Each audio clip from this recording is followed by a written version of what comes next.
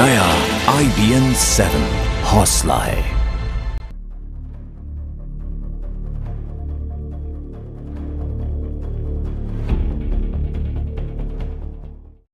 नमस्कार, शाम के 5 बज चुके हैं। वक्त है मुद्दा का। बिन पानी राजधानी। वैसे ये कोई नई बात नहीं है, चाहे वो कांग्रेस की सरकार रही हो, तब भी हम इस तरह की खबरें आपको दिखाया करते थे कि गर्मी जैसे जैसे चढ़ती जाती है, राजधानी दिल्ली के लोग पानी के लिए तरसते हैं। बहुत सी ऐसी कॉलोनीज हैं जहां पर पाइपलाइन नहीं बिछी है, वाटर टैंकर्स नहीं आते। लेकिन इस बार मामला इसलिए सीरियस हो जाता है क्योंकि राजधानी की जनता ने जिस सरकार को चुनकर सत्ता पर बिठाया है, एक बड़ा मैंडेट जिसको दिया है, उन्होंने वायदे ऐसे किए थे कि जैसे गर्मियां आने पर लोगों के पास भरपूर पानी होगा, यहां तक कि मुफ्त पानी के वायदे भी किए गए थे और लोगों ने उन वायदों पर विश्वास किया, भरोसा किया और ये सरकार चुनी। लेकिन हुआ क्या? हालात बिल्कुल वही हैं। राजधानी में पानी नहीं, लोग पानी को तरस रहे हैं। मई का महीना खत्म होने को है और जून दस्तक दे रहा है। सही मायने में पारा बीते कुछ दिनों से ही आसमान पर चढ़ा है, लेकिन इन्हीं चंद दिनों में दिल्ली का गला प्यास से सूखने लगा है। देश की राजधानी के तमाम इलाकों में पानी के लिए हाहाकार मचा हुआ है। एक एक टैंकर पर हजारों की भीड़ उमड़ रही है और जिस सरकार ने 20,000 लीटर मुफ्त पानी का ऐलान किया था, वो कई इलाकों में प्यास बुझाने लायक पानी तक देने में नाकाम साबित हो रही है।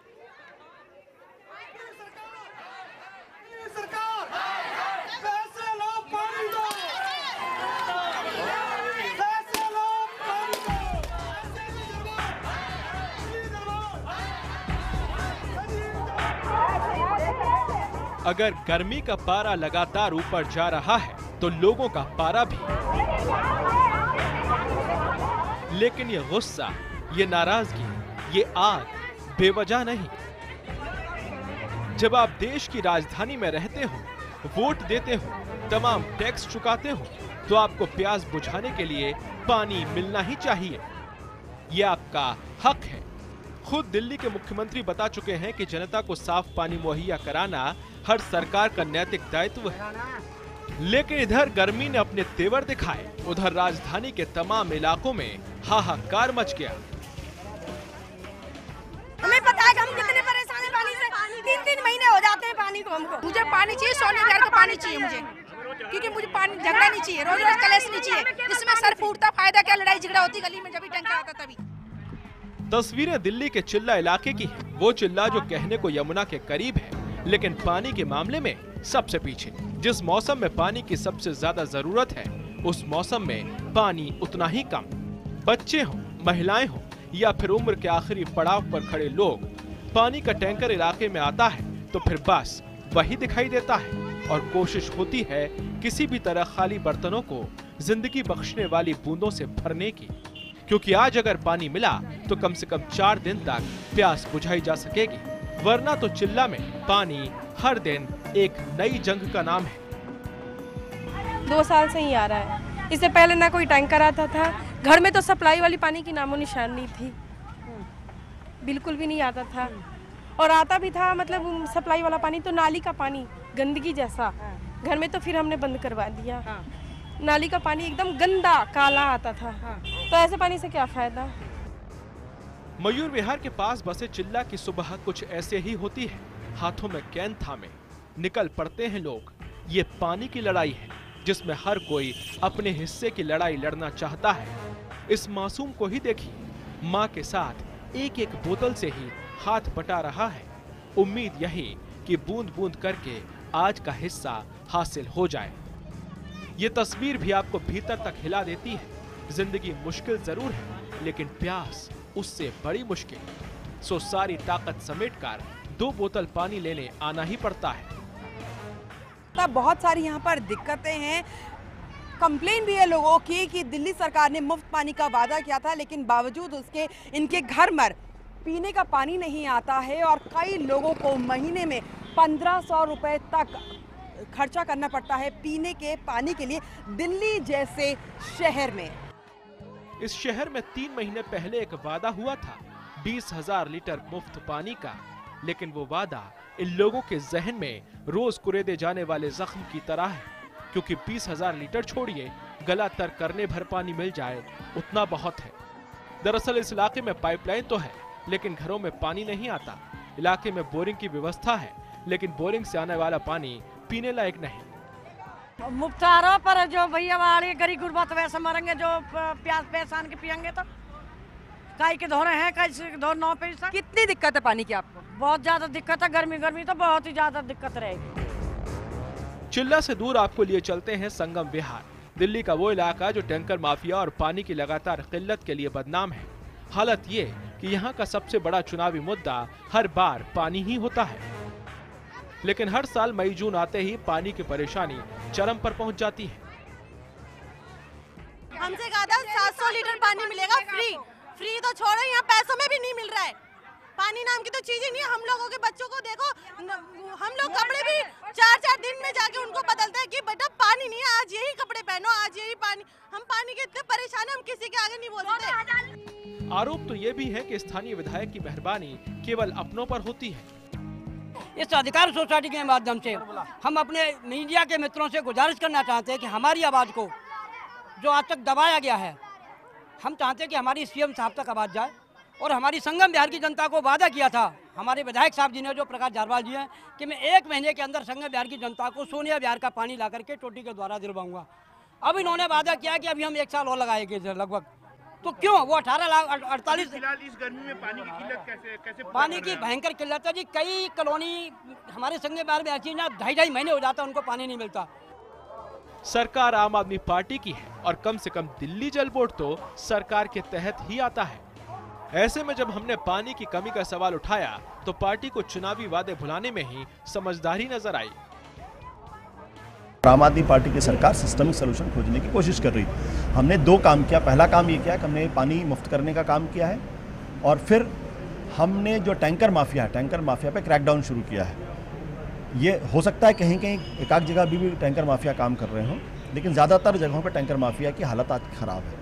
लेकिन फिर भी दिल्ली में पानी की समस्या का समाधान 100 दिन के अंदर नहीं हो सकता है। इसमें वक्त लगेगा और बहुत जल्द हम इसका समाधान खोजने की कोशिश करेंगे। जिन इलाकों में पानी आता भी है वहां उसकी क्वालिटी इतनी खराब है कि वो पीने लायक नहीं होता।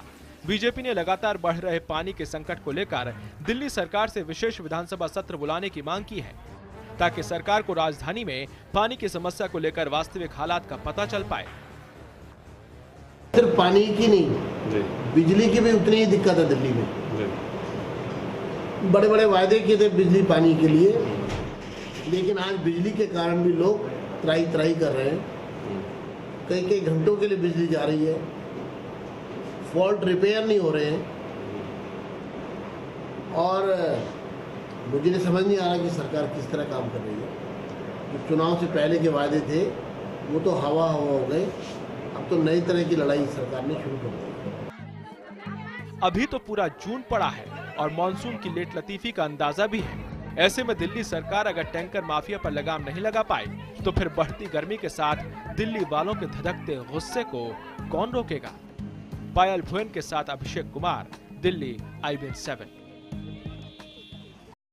राजधानी में पानी की किल्लत है, लेकिन वायदे ऐसे किए गए राजधानी वासियों को कि गर्मियों में आपको पानी की बिल्कुल किल्लत नहीं होगी, और हैरानी होती है कि वही पार्टी जब जीत कर आती है तो ये सुनने को मिलता है कि अभी और वक्त लगेगा। 100 दिनों में कम से कम ये समस्या का समाधान नहीं हो सकता। बहुत सारे सवाल जो कि आज दिल्ली की जनता पूछ रही है। शायद आज इस पर मुझे लगता है सियासत बिल्कुल नहीं होनी चाहिए। चर्चा करने के लिए सियासतदान मौजूद है, लेकिन फिर भी हम सवाल पूछ रहे हैं। दिल्ली की जनता के सवाल है जिसका जवाब आम आदमी पार्टी को देना ही पड़ेगा। सबसे बड़ा सवाल यह है कि हर मुद्दे पर बोलने वाले मुख्यमंत्री केजरीवाल पानी की दिक्कत को लेकर चुप क्यों है। दूसरा सवाल यह है कि सरकार का हर जगह पर पाइपलाइन बिछाने का वायदा कहां तक पहुंचा है। एक और सवाल है टैंकर माफिया, जिसको लेकर अक्सर गरजती रही आम आदमी पार्टी, अब तक लगाम क्यों नहीं लग पाई है इस पर। और दिल्ली जल बोर्ड ने गर्मियों को देखते हुए पहले ही इंतजाम क्यों नहीं किए थे, क्योंकि ये सबको पता है गर्मियों में दिल्ली की हालत क्या हो जाती है। हर व्यक्ति को पानी देने को नैतिक दायित्व बताना क्या केजरीवाल का चुनावी पैंतरा था, यह भी एक बड़ा सवाल है। जवाब मिलने जरूरी है। तो सूख गए हैं, दिल्ली की हालत सूख चुकी है, पानी नहीं है, बिन पानी ये राजधानी बन चुकी है। चर्चा करने के लिए तमाम खास मेहमान मौजूद हैं, जिनसे हम जानना यही चाहेंगे कि आखिर कौन जिम्मेदार है इसके लिए और कैसे बुझेगी दिल्ली की प्यास। कौन कौन लोग मौजूद हैं परिचय करा देती हूँ। बीजेपी के नेता विजय जौली जी हमारे साथ स्टूडियो में मौजूद हैं। कांग्रेस की तरफ से जेपी अग्रवाल जी हमारे साथ मौजूद हैं। दिल्ली जल बोर्ड के उपाध्यक्ष कपिल मिश्रा हमारे साथ हैं। साथ ही साथ फोन लाइन पर हमारे साथ मौजूद रहेंगी पर्यावरणविद वंदना शिवा और सीएससी के जल टीम के प्रमुख सुरेश रोहिला। इनके अलावा संगम विहार से हमारे साथ जुड़ रहे हैं मेरी सहयोगी पायल भोयान और चिल्ला गांव से हमारे साथ जुड़ेंगे उत्कर्ष मेरे सहयोगी। सबसे पहले कपिल मिश्रा, क्योंकि आप यहां पर मौजूद हैं, पहले तो मैं धन्यवाद करना चाहूंगी क्योंकि अक्सर आम आदमी पार्टी के लोग देरी से आते हैं। चलिए आज आप समय से हैं, बहुत खुशी हुई। आज हम इस पर बिल्कुल सियासत नहीं करेंगे, सिर्फ और सिर्फ इतना बता दीजिए, दिल्ली की हालत सूखी हुई है, कौन जिम्मेदार है इसके लिए? देखिए, एक तो मैं ये मानता हूं कि जहां पानी नहीं पहुंच पाया है अभी तक भी, उसकी जिम्मेदारी भी हमारी है। पहुंचना जरूरी है पानी। 60 साल में इस दिल्ली शहर में अभी भी ऐसे करने इलाके हैं जहां पानी की पाइपलाइन तक नहीं डली है। हम लोगों ने 237 कॉलोनियों को पाइपलाइन के लिए अभी अभी पास किया है। समय जरूर लगेगा। जैसे संगम विहार है, संगम विहार की 8 कॉलोनी में पाइपलाइन डालने का काम इसी महीने शुरू कर रहे हैं। पालम और द्वारका के आपने कुछ इलाके दिखाए जहां पे अगले 1 हफ्ते में पानी पहुंचना शुरू होगा। तो ऐतिहासिक तौर पर जिन इलाकों में पानी कभी नहीं पहुंचा, वहां पानी पहुंचाने की कोशिश कर रहे हैं। पहली बार आप लोग जानते थे कि गर्मियां आ रही हैं और आप ही की पार्टी के प्रवक्ता नेता ये कह रहे हैं कि 100 दिन में मुमकिन नहीं है, अभी 1 साल और लगेगा।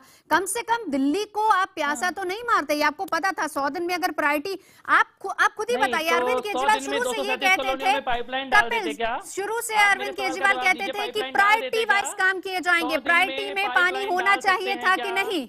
बिल्कुल प्रायोरिटी में किया है। 144 किलोमीटर की पाइपलाइन डाली है 100 दिन में। अभी दिल्ली में 600 किलोमीटर 700 किलोमीटर पाइपलाइन डलनी है। 100 दिन में 144 किलोमीटर हम लोग कवर कर चुके हैं। 870 MGD पानी इस वक्त सप्लाई कर रहे हैं। द्वारका का जो 12 साल से बवाना का ट्रीटमेंट प्लांट चला ही नहीं था, 12 साल से वो आज चल रहा है। इतिहास में पहली बार बवाना और द्वारका के ट्रीटमेंट प्लांट चल रहे हैं।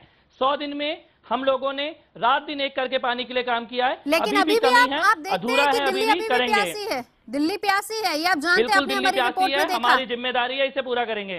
बिल्कुल दिल्ली प्यासी है, हमारी जिम्मेदारी है, रात दिन काम कर रहे हैं।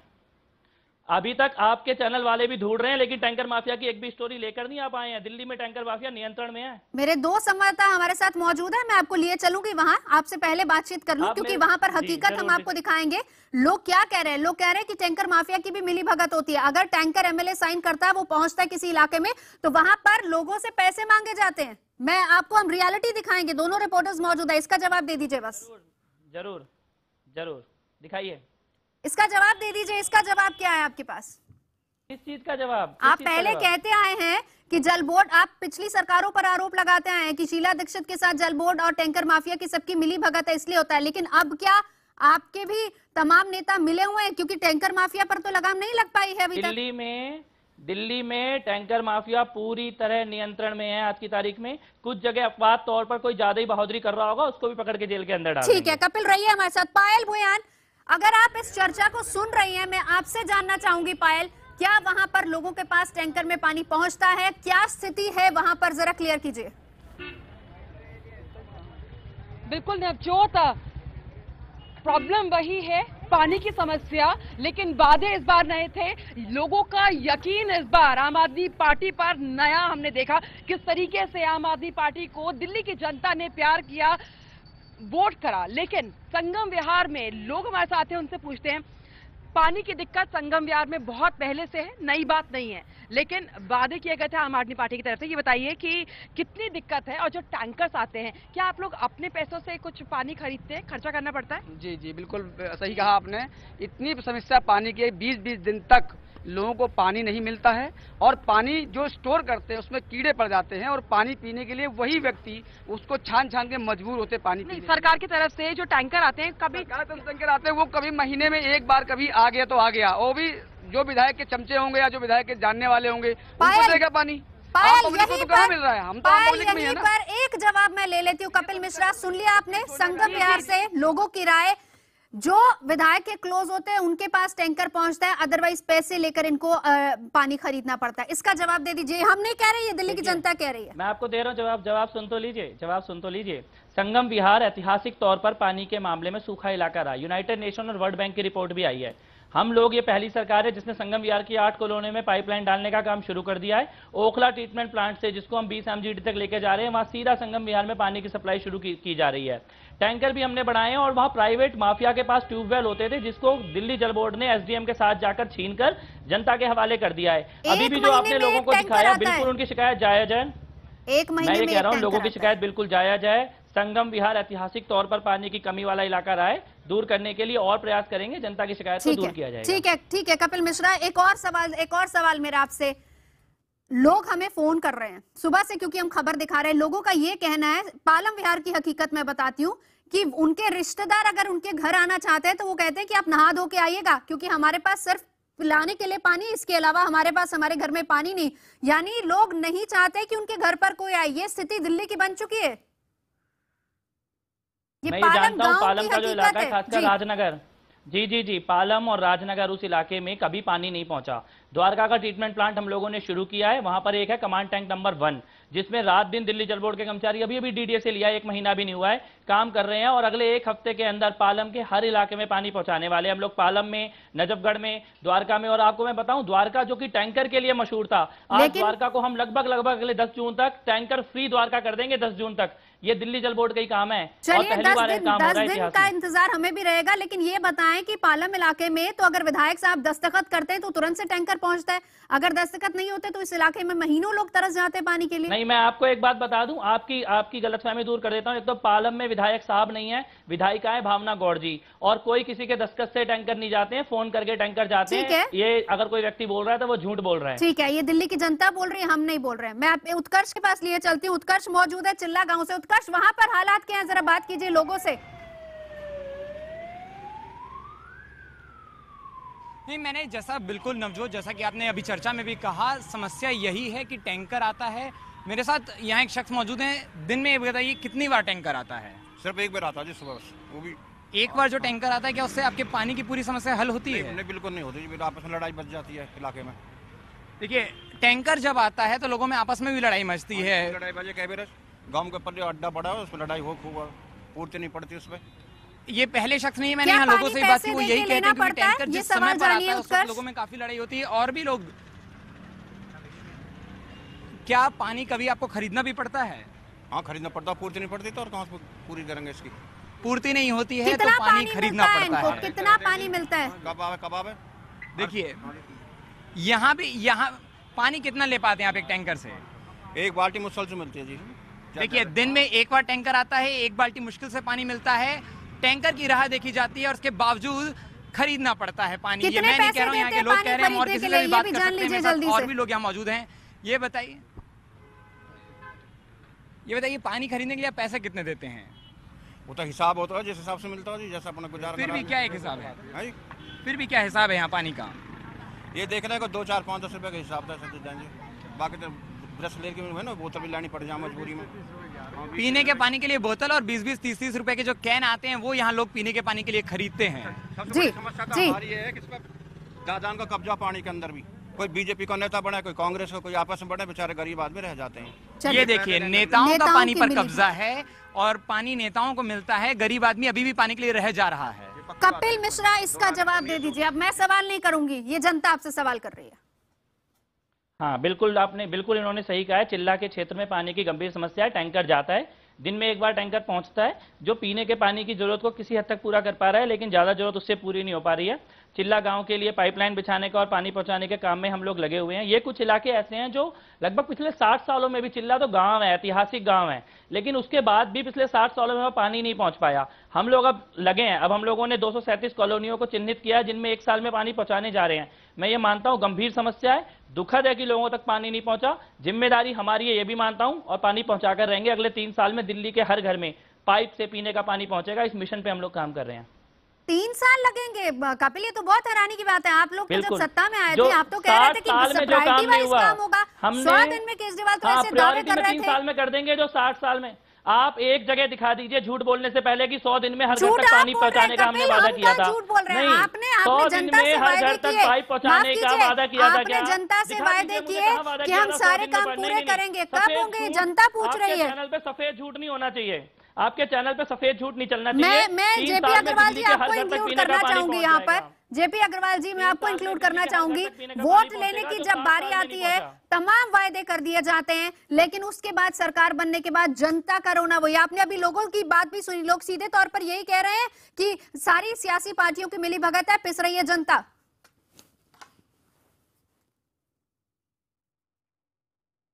दरअसल मैं कपिल मिश्रा जी को थोड़ा करेक्ट कर दूं।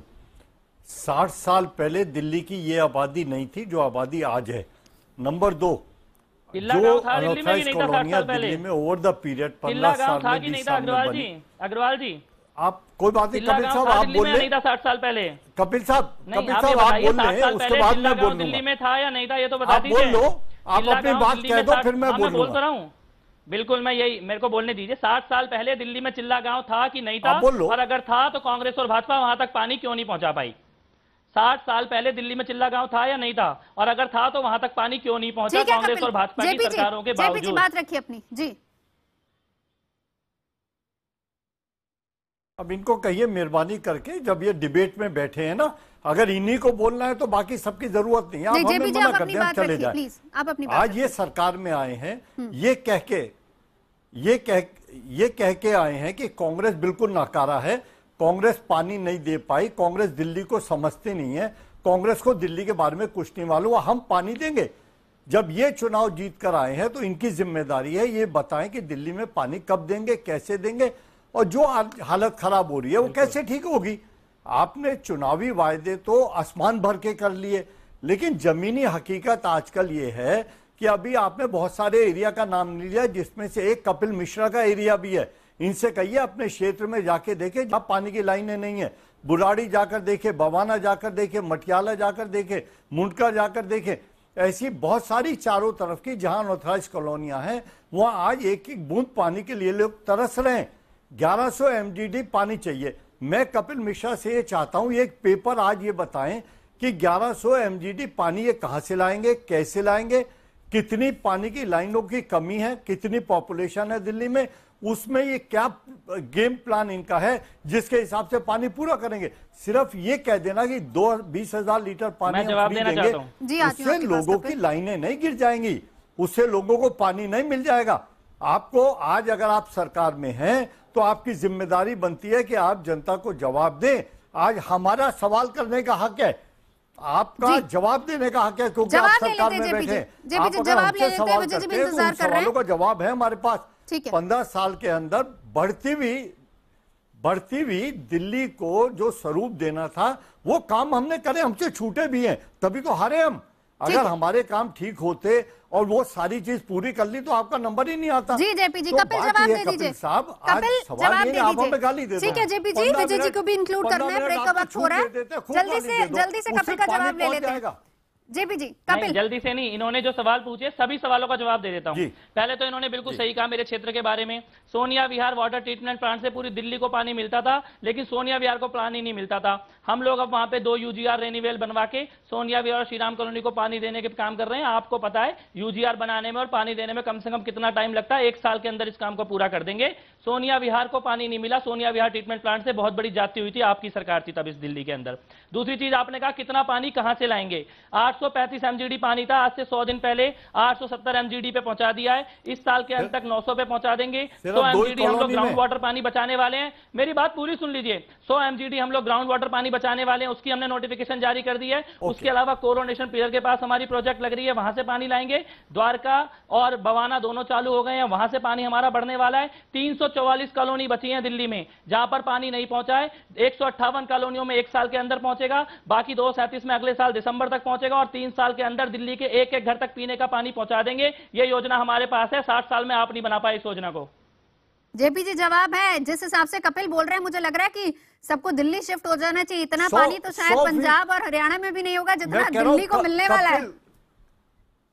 कपिल ये फिर गलत वायदा कर रहे हैं। ये मैं आपसे लिख के दे रहा हूं, आज की तारीख आप नोट कर लो। जो वायदा इन्होंने अभी करा है टेलीविजन के ऊपर, ये 100% गलत साबित होगा। ये नहीं पूरा कर पाएंगे। इन्होंने अपनी कॉन्स्टिट्यूंसी के 2 कॉलोनियों का जिक्र करा, जाकर देखो कितनी बुरी हालत है अभी भी। बुराड़ी की हालत क्या है, बवाना की हालत क्या है। यार हमें गाली दे रहा हूं, हमारे गाली देने से काम पूरा हो गया? हमारे गाली देने से सब जगह पानी चला जाएगा, बिजली चली जाएगी। आप निजाम है तुम्हारा, आपने जो सवाल पूछा मैंने जवाब दिया। पानी को तरस रहे हैं लोग, घर से निकल के देखो। आपने जो सवाल पूछा मेरे पास जवाब था, आपके पास 60 साल जवाब नहीं था, मेरे पास 100 दिन में जवाब था। रोज फील्ड विजिट करता हूं मैं भी और दिल्ली जल अधिकारी। तो आप क्यों झूठ बोल रहे हो? जेपी जी, कपिल जी, विजय जी ये बताएं कि जिस तरीके के वायदे हो रहे हैं, अब यहाँ पर उन्होंने का जवाब था, जवाब उनके पास है और बहुत बढ़िया और बहुत अट्रैक्टिव जवाब दिया है। ये उसी तरह का जवाब है कि जब हम वोट मांगने जाते हैं हम कहते हैं कि हमें वोट दीजिए, और जनता ने पूरा भरोसा किया, वोट दे दिया। पानी की समस्या तो रहेगी नहीं कम से कम इस गर्मियों में। अब आप ये बताएं कि इस पर कितना जनता भरोसा करे। देखिए, मेरा ये मानना है कि पानी के मुद्दे के ऊपर राजनीति नहीं होनी चाहिए। मेरी अपेक्षा थी कि अरविंद केजरीवाल जी दिल्ली में ऑफिसर्स की ट्रांसफर और पोस्टिंग के मुद्दे के ऊपर एलजी से ना लड़कर दिल्ली की प्यासी जनता को शुद्ध पीने का पानी दिलाने के लिए संघर्ष करते हुए मुझे दिखाई देते हैं। तो मुझे लगता है कि यह सरकार दिल्ली की जनता के हितों के साथ कहीं न्याय कर रही होती। कपिल जी ने जो कहा है मैं उनका स्वागत करता हूं। विजय जी एक ब्रेकिंग खबर आ रही है, बस वो बता दूं, मैं वापस आपके पास लौटूंगी। खबर है दिल्ली सरकार और एलजी के टकराव के मामले में। बता दें कि हाईकोर्ट ने अंतरिम आदेश जारी कर दिया है। हाईकोर्ट ने फिलहाल केंद्र के नोटिफिकेशन पर रोक लगाने से इनकार कर दिया है और हाईकोर्ट ने कहा है कि जब तक मामले का निपटारा नहीं होता है तब तक ट्रांसफर और पोस्टिंग के लिए सरकार अधिकारी का नाम एलजी के पास ही भेजे। मामले की अगली सुनवाई 11 अगस्त को होगी। साथ ही साथ बता दें कि हाईकोर्ट ने केंद्र से भी हलफनामे के जरिए जानकारी मांगी है। तो ये बड़ी खबर आ रही है। अमित पांडे हमारे साथ मौजूद है। क्या हुआ कोर्ट में अमित? देखिए, दिल्ली सरकार की याचिका थी कि जो केंद्र सरकार का नोटिफिकेशन है 21 मई पर, उस पर रोक लगाई जानी चाहिए। फिलहाल अभी इस पर रोक लगाने से हाईकोर्ट ने अभी रोक लगाने से इंकार कर दिया, लेकिन 3 चीजें हाईकोर्ट ने की है। पहली चीज की है, अदालत ने संबंधित पक्षों को नोटिस जारी किया है जिनको 11 अगस्त तक जवाब देना है। दूसरी चीज अदालत ने कहा है कि केंद्र सरकार एक विस्तृत हलफनामा सौंपे कि किन अधिकारियों का पिछले कुछ दिनों में ट्रांसफर और पोस्टिंग हुई है। और तीसरी चीज अदालत ने कहा है कि जो भी ट्रांसफर या पोस्टिंग के जो प्रपोजल्स होते हैं वो पहले वो मुख्यमंत्री तय करे, मुख्यमंत्री तय करने के बाद एलजी के पास उसको भेजें। तो ये 3 चीजें अदालत ने अपने आदेश में ये कही है। और अब इस मामले तो वो इंफॉर्मेशन भी दिल्ली सरकार से मांग सकते हैं। इसका मतलब हुआ कि ये जो है वे बीच की स्थिति है कि जो प्रपोजल होगी वो दिल्ली सरकार से होगी और उसके बाद जो डेलिब्रेशन होगी वो लेफ्टिनेंट गवर्नर करेंगे और जो संविधान के मुताबिक अधिकार लेफ्टिनेंट गवर्नर को है दिल्ली सरकार से डिफर करने के, और जो प्रेसिडेंट को डिफरेंस ऑफ ओपिनियन में प्रेसिडेंट के पास मैटर रेफर करने के, वो संविधान के अधिकार उसी तरह है, वही उसी तरह रहेंगे। अब आज 2 घंटे बहस होती रही, सारे संविधान की जितनी धारा थी सब पे विचार होता रहा, मगर कोर्ट ने कहा कि क्योंकि आज फैसला इस पे नहीं हो सकता और टाइम भी बहुत हो गया था, और इसलिए उन्होंने कहा कि मीन टाइम जितनी देर, ताकि दिल्ली में जो कोई फर्क ना पड़े, कोई ये दिल्ली के काम काज बड़ी अच्छी तरह बेहतर तरीके से चले, और उसके लिए ये कोर्ट ने आदेश दिए हैं। लेकिन सर, आप लोगों ने जो अपने आर्गुमेंट किए थे उसमें ये कहा था कि नोटिफिकेशन पर फौरी तौर पर रोक लग जाए, उसके बाद नहीं, ये जो कोर्ट ने जो कहा एलजी के पास, तो जो कोर्ट ने ये कहा कि ये पहले क्या होता था, जो पहले वाली हालत थी वो क्या थी, कोर्ट ने वो बात पूछी। लेकिन सर द कोर्ट बात पूछी। Today, High Court has issued the notice on the petition of the Delhi government challenging the notification issued by the central government. Now, the court has also directed the central government to file the reply and also file an affidavit that what is the status in the other union territories, how the substance and the posting of the officers is governed in the other union territories. 11th of August is fixed in the for the next hearing of the case. Now, in the meantime, the court says that because the functioning in Delhi should not be affected, so the orders already passed by the Delhi government posting the officers, the copies of those orders should be sent to the Lieutenant Governor, and Lieutenant Governor will deliberate on those orders. The court has not given anything of the final, because the Constitution already provides for that. And the Constitution is already provided that in case of any difference of opinion between the Council of Ministers and the Lieutenant Governor, then the Constitution provides that the matter is to refer to the President for its decision. ये केवल 2 order के बारे में आप बता रहे हैं कि कोर्ट ने कहा है जो अभी दिल्ली सरकार ने किया है, आगे अगर ट्रांसफर पोस्टिंग करनी है क्या उसके लिए भी the court has not commented anything. Now the final order will come. Now then we will see what comes in the order. तो चलिए, हाई कोर्ट ने फिलहाल रोक से इनकार किया। ये अंतरिम फैसला आया, नोटिफिकेशन पर रोक से इनकार किया है। 2-3 चीजें जो कोर्ट ने अगली तारीख 11 अगस्त पढ़ी है, 2-3 चीजें जो क्लियर की हैं कि फिलहाल अभी इस पर राय मांगी गई है, केंद्र सरकार से भी राय मांगी गई है, और स्टेटस क्या है दूसरी यूनियन टेरिटरीज में पोस्टिंग और हायरिंग का, उसको लेकर भी कोर्ट ने राय मांगी है, जवाब मांगा है सारे संबंधित पक्षों से। कपिल मिश्रा हमारे साथ इस वक्त मौजूद है। कपिल, ये आज कोर्ट का फैसला है, हालांकि हम दिल्ली जल बोर्ड पर ही बात कर रहे थे, लेकिन इस पर आप कोई टिप्पणी करना चाहेंगे? आपकी कोई प्रतिक्रिया? स्वागत योग्य है। मेरे को लगता है अंतरिम तौर पर दिल्ली सरकार एलजी के पास नाम भेजे, अगर एलजी को नहीं मानना है तो राष्ट्रपति महोदय के पास भेज दे, फिर राष्ट्रपति महोदय निर्णय करें। हम भी यही कह रहे थे, एलजी अपने आप में उसको सही या गलत साबित ना करें, राष्ट्रपति महोदय के पास अगर एलजी भेजते हैं, वहां से जो निर्णय होता है हम भी मानेंगे, अदरवाइज एलजी को हमारा निर्णय सही लगता है तो उसको मान ले। मेरे को लगता है अंतरिम तौर पर 11 अगस्त तक के लिए बहुत ही अच्छा निर्णय, स्वागत योग्य है। संविधान के अकॉर्डिंगली चलने के लिए बात कही गई, जिसमें यह कहा गया है कि सीएम जो है वो एलजी को प्रपोजल्स भेज सकते हैं, लेकिन फाइनल डिसीजन अगर हम संविधान के हिसाब से देखें तो उसमें एलजी का ही रहेगा। नहीं, एलजी का नहीं रहेगा, एलजी को राष्ट्रपति के पास भेजना होगा। आपने शायद सुना नहीं उनकी बात को। एलजी को अगर अपना डिसीजन, हमारा दिल्ली सरकार का निर्णय चेंज करना है तो राष्ट्रपति महोदय के पास भेजना होगा। मेरे को लगता है ऐसा होना भी चाहिए, संविधान में भी यही लिखा था, लेकिन ऐसा हो नहीं रहा था। मुझे लगता है हाईकोर्ट ने बिल्कुल स्वागत योग्य अंतरिम निर्णय है। चलिए, ये अंतरिम निर्णय फाइनल नहीं, 11 अगस्त को अगली सुनवाई। विजय जौली जी हमारे साथ इस वक्त जुड़े। विजय जी, आप इस पर क्या कहेंगे? देखिए, मेरा ये मानना है कि दिल्ली सरकार शायद अपने रोल के बारे में स्वतः उनको पूरा ज्ञान नहीं है, या वो लोगों को गुमराह करना चाहते हैं। दिल्ली के अंदर जो एनसीटी की सरकार है, ये सरकार केंद्र के ऊपर आधारित है और दिल्ली पूर्ण राज्य का दर्जा प्राप्त स्टेट नहीं है। यहां पर केंद्र एलजी के माध्यम से रोजमर्रा के काम के अंदर एलजी और दिल्ली के चीफ मिनिस्टर को आपसी सूझबूझ बातचीत से दिल्ली का शासन और प्रशासन चलाना चाहिए। और अभी आज का जो निर्णय आया है, ये इस दृष्टि से भी महत्वपूर्ण है कि दिल्ली की आम आदमी पार्टी की सरकार एलजी के अधिकारों को चैलेंज करते हुए इस बात की पुख्ता वकालत कर रही थी कि दिल्ली के अंदर ट्रांसफर और पोस्टिंग का अधिकार दिल्ली की चुनी हुई सरकार को मिलना चाहिए, जिसके ऊपर हाई कोर्ट ने कोई सकारात्मक निर्णय नहीं दिया है। और आज भी एलजी के अधिकार स्वतः उसी स्थिति में है जो आज से पहले की स्थिति थी। और वो स्थिति क्या थी, वो भी बता दीजिए। और वो स्थिति ये थी कि दिल्ली के अंदर जितने भी ऑफिसर्स के ट्रांसफर और पोस्टिंग्स होंगे, उन पर दिल्ली के एलजी साहब दिल्ली सरकार को कॉन्फिडेंस में लेकर जो भी निर्णय करेंगे वो निर्णय आखिरी होगा। और अभी जो कपिल मिश्रा जी कह रहे हैं बार बार कि अगर ऐसी स्थिति होती है, दिल्ली सरकार एक का नाम लेती है, एलजी ऑर्डर्स इशू किए हुए थे ऑन वर्क लोकेशन, उसको अपहेल्ड करते हुए कहा कि ऑनरेबल एलजी के पास ये भेजा जाए फॉर डिलिबरेशंस, और यही व्यवस्था कानून के अंदर भी है। तो एक तरह से आज कॉन्स्टिट्यूशनल जीत हुई है, संविधान की जीत हुई है, government of city of Delhi act की जीत हुई है, कानून की जीत हुई है, दिल्ली की जनता की जीत हुई है। अगर क्या एलजी सेटिस्फाइड नहीं होते प्रपोजल से तो एलजी को भी उसे वापस करने का अधिकार फिर से दिया है अंतरिम आदेश में? भाई, डिलिबरेशंस के लिए उनको अधिकार दिया है, जो वही अधिकार कानून के अंदर भी है।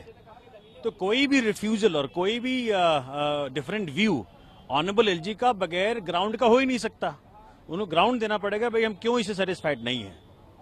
ये कैसे मानते हैं सरकार, हाईकोर्ट ने क्या मामले को बैलेंस करने की कोशिश की है या अंतरिम आदेश देकर के आपके पक्ष का समर्थन? ऑनरेबल हाईकोर्ट बड़ी क्लैरिटी के साथ इस ऑर्डर को दिया है।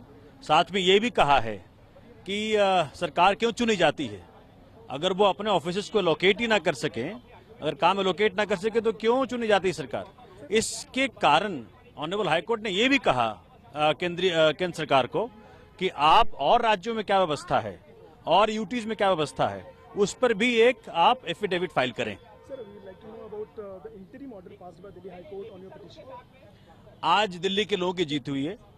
Today is the victory of the people of Delhi, of the constitution, and honourable high court directed that honorable chief minister में और क्या था कोर्ट का निर्णय, फिलहाल उसके बारे में बता रहे थे कपिल मिश्रा भी हमारे साथ मौजूद हैं और विजय जौली जी भी यहाँ पर बता रहे थे कि प्रोसीजर वही है। हालांकि यहाँ पर सोमनाथ भारती भी वही बताने की कोशिश कर रहे हैं, संविधान के तहत पूरी चीज को कोर्ट ने एक तरीके से बताने की, समझाने की कोशिश की है। कपिल मिश्रा, आप विजय जौली जी की बात पर कुछ कहना चाह रहे थे? जी नहीं, मैं ये कह रहा हूं, बिल्कुल इसीलिए मैं कह रहा था, देखिए ये आज जो हाईकोर्ट का फैसला आया है बिल्कुल सही है। एलजी अपने आप निर्णय नहीं ले सकते, मंत्रिमंडल सलाह देगा, उसको माने, नहीं मानते हैं तो उसके ऊपर अपने कारण बताएं, फिर डेलिब्रेशन और चर्चा अथवा राष्ट्रपति महोदय के पास जाए। मुझे लगता है जौली जी भी खुश हैं, हम भी खुश हैं, दिल्ली की जनता की जीत हुई है। 11 अगस्त को फैसला आ जाएगा, लेकिन यह साबित हो गया कि एलजी महोदय के माध्यम से बिना मंत्रिमंडल को विश्वास में लिए दिल्ली को रिमोट कंट्रोल से अब भाजपा नहीं चला पाएगी। विजय जी। कपिल जी, मैं आपका आदर करता हूं, आप दिल्ली जल बोर्ड के वाइस चेयरमैन हैं, आप चुने हुए विधायक हैं, आप जो भी कहेंगे वो सरकार की बात का प्रतिपादन करेंगे। लेकिन मुझे एक बहुत खुशी हो रही है आज कि दिल्ली सरकार जो एलजी के अधिकार लेना चाहती थी, उसके ऊपर जब हाई कोर्ट ने फैसला देने से इनकार कर दिया, उस निर्णय को भी आप अपने पक्ष में बता रहे हैं। तो मुझे लगता है कि आम आदमी पार्टी को कानून की रिस्पेक्ट करना आता है और मैं उसके लिए आपको बधाई दूंगा। लेकिन यहां पर यह भी बताना चाहूंगा दिल्ली और देश की जनता को कि आम आदमी पार्टी जो एकाधिकार दिल्ली के ऑफिसर्स के ट्रांसफर और पोस्टिंग्स के ऊपर चाहती थी, उसके ऊपर दिल्ली हाई कोर्ट ने कोई सकारात्मक निर्णय नहीं दिया है। इसका मतलब आम आदमी पार्टी और दिल्ली की सरकार की दलील हाई कोर्ट ने एक्सेप्ट नहीं की है और अगली डेट तक उसको लंबित कर दिया है। लेकिन इसके साथ ही जो आज मुख्य पानी की डिबेट के ऊपर बात हो रही है, मैं आपको बताना चाहता हूं दिल्ली में 1100 MGD पानी की आवश्यकता है। इसी पर रहते हैं विजय जी, इसी पर रहते हैं, पानी पर आगे भी चर्चा करेंगे, समय है हमारे पास। कपिल, मैं तो कह रहा हूं अच्छी बात है, जौली जी खुश हैं, हम भी खुश हैं, फिर चिंता किस बात की है, बहुत अच्छी बात है। क्या बात है, आज तो बीजेपी और आम आदमी पार्टी दोनों बहुत खुश हो रहे हैं। कांग्रेस को ले लेते हैं बीच में, जेपी जी दोनों खुश हो रहे हैं, लेकिन जरा जो थिन लाइन डिफरेंस है वही एक विवाद की जड़ है। समझ क्या रहे हैं दोनों, समझ के खुश हो रहे हैं या फिर अपनी अपनी बात की, ठीक है निर्णय संविधान के हिसाब से दिया गया, हालांकि संविधान की इंटरप्रिटेशन जो है वो दोनों अपने अपने हिसाब से करते हैं। ये बुनियादी तौर पर दोनों की हार है, विजय जौली जी की भी हार है और कपिल मिश्रा जी की भी हार है। देखिए, विजय जौली जी की पार्टी क्या चाहती थी कि वो सारे अख्तियार एलजी साहब को दे दिए जाए। एलजी साहब को कानूनी पाबंदी लगा दी कि उन्हें बातचीत करके उस फैसले को करना पड़ेगा। इसका मतलब है जो सरकार की कैबिनेट, दिल्ली सरकार की जो प्रावधान रखेगी, जो नाम भेजेगी, उसके ऊपर उनको अगर सहमति नहीं है तो चर्चा करनी पड़ेगी। आप पार्टी क्या चाहती थी कि जो हम चाहें वो हो जाए, तो दोनों में से किसी के हक में फैसला नहीं है। अभी जो फाइनल फैसला आएगा वो क्या आएगा मैं नहीं जानता, लेकिन आज की तारीख में ये नहीं कह सकते कि दोनों में से किसी को इसकी छूट मिली है और मुझे लगता है दोनों की हार है ये। तो आज के फैसले में आपको क्या समझ आया, कोर्ट ने क्या बताने की कोशिश की है इसमें? इसका मतलब है जैसे चल रहा है वैसा चलेगा। ये जो झगड़ा पड़ा हुआ है दिल्ली में, जिससे आम आदमी का कोई सरोकार नहीं है, ये एडमिनिस्ट्रेटिव प्रॉब्लम है, ना पानी, बिजली, सड़क, सीवर, इससे कोई संबंध नहीं है। ये तो घुड़सवार पे घुड़सवारी कौन करेगा और वो घुड़सवार अच्छा है या नहीं अच्छा है, और घुड़सवारी नहीं कर पा रहा तो कह रहा घोड़ा खराब है। तो अब ये तो भगवान जाने, आगे पता लगेगा क्या करेंगे ये। तो इसका मतलब जेपी जी यही हुआ कि केजरीवाल अपने हिसाब से तबादले करते रहेंगे, एलजी उस हिसाब से रोक लगाते रहेंगे, कहीं ताले जड़ते रहेंगे, क्योंकि एक तरीके से बताने की कोशिश तो कोर्ट ने यही कही है ना कि किसी भी तरह का कोई डिफरेंस नहीं आना चाहिए, मिलजुल कर चलनी चाहिए। नहीं, आप देखिए, लड़ाई बीजेपी आप पार्टी की है, एलजी तो बेचारे मोहरा है, उनके कंधे पे रख के बीजेपी तलवार चला रही है, बंदूक चला रही है।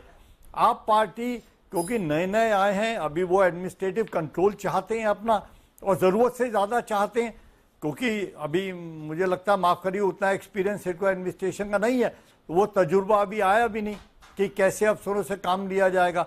हमारे समय में भी प्रॉब्लम आती थी, आपस में डिफरेंस ऑफ ओपिनियन होती थी, लेकिन वो बंद कमरे में सॉर्ट आउट होती थी। सड़क का या कोर्ट का उसमें कोई मैटर नहीं था। लेकिन माफ करना, जो इस समय की लड़ाई हो रही है, ये लोकतंत्र को भी कमजोर करेगी। कपिल जी बिल्कुल सही कह रहे हैं अग्रवाल जी, कांग्रेस के राज में बंद कमरे में सेटिंग होती थी, हमारे यहाँ पे नहीं होती, ना होगी कभी। तंज कस रहे हैं ये व्हाट इज दिस? कपिल साहब कम से कम कुछ तो अच्छा बोला करो, कभी तो अच्छा बोला करो। आप ही ने कहा कमरे में सेटिंग क्या होती है? मैंने तो कहा नहीं, मैं तो आपके शब्दों को दोहरा रहा हूँ।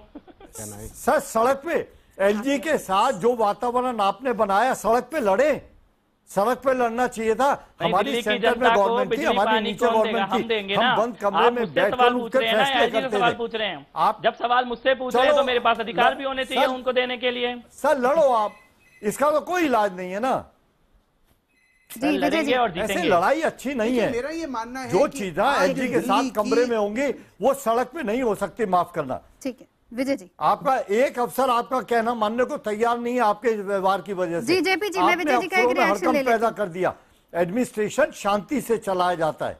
विजय जी का एक रिएक्शन। जयप्रकाश अग्रवाल जी दिल्ली के पूर्व सांसद रहे हैं, कांग्रेस पार्टी के बहुत वरिष्ठ नेता हैं, मैं उनका आदर करता हूं और उनको नमस्कार और प्रणाम भी करता हूं, लेकिन मैं उनसे इस बात पे मूलभूत रूप से अपना सैद्धांतिक मतभेद जाहिर करना चाहता हूं कि यह लड़ाई कोई बीजेपी और आम आदमी पार्टी की है, यह लड़ाई कोई कांग्रेस और बीजेपी की है। इसको कोई पॉलिटिकल रंग मत दीजिए। इसके अंदर दिल्ली की जनता पिसती हुई दिखाई देगी। अगर ट्रांसफर और पोस्टिंग के ऊपर वाद विवाद होता रहा तो पीने का पानी भी और बिजली का समस्या भी और दिल्ली की मूलभूत सुविधाएं भी बैक बर्नर पर हो जाएंगी। इसलिए मेरे ये प्रार्थना है कि हम इस पूरे मुद्दे के ऊपर बैठ के सुलझा के बातचीत कर कर दिल्ली की सरकार और एलजी के माध्यम से दिल्ली की जनता का हित होना चाहिए। संगम विहार जिसके अंदर 26 अगस्त 2008 को कपिल जी मैंने विधायक होते हुए वहां पर पीने के पानी की पाइपलाइन सोनिया विहार से उसका उद्घाटन किया था।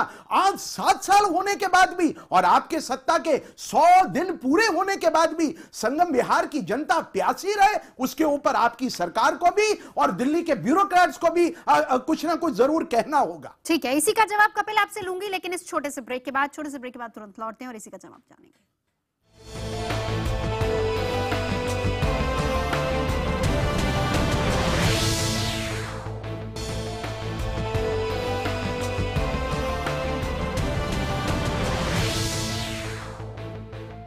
ब्रेक के बाद आज का मुद्दा में आपका स्वागत है। वक्त की कमी है लेकिन बहस एकदम गर्मा गर्म चल रही है। ब्रेक पर जाने से पहले विजय जौली जी ने कपिल मिश्रा से यह सवाल किया था कि उन्होंने अपने कार्यकाल में संगम विहार में पाइपलाइनें डलवाई, ट्यूबवेल खुदवाए, लेकिन अभी भी वहां पर लोगों के पास पानी नहीं है।